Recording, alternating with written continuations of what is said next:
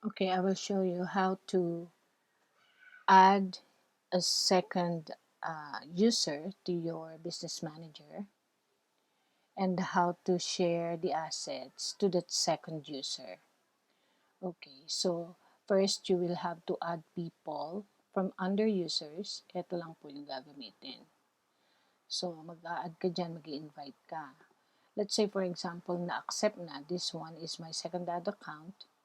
And then you will have to click that and then you will have to assign assets. Ang assets po is yung pixels, audiences, and of course, the other stuff. But yun yung mga basic. And then yung page. Kailangan may access yung second user or yung dummy na ginawa nyo, may access sa mga assets na yon. So first, meron siyang access sa pages.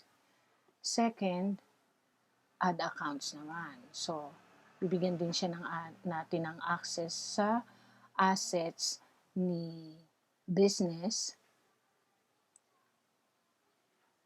So, kikiklik nyo yung ad accounts, mapupunta dito yung name ng asset, and then, isiset nyo lang po yung permission. Lahat yan, i-on nyo para may full access po kayo or yung second account nyo ay may full access pa rin sa assets ng business manager nyo.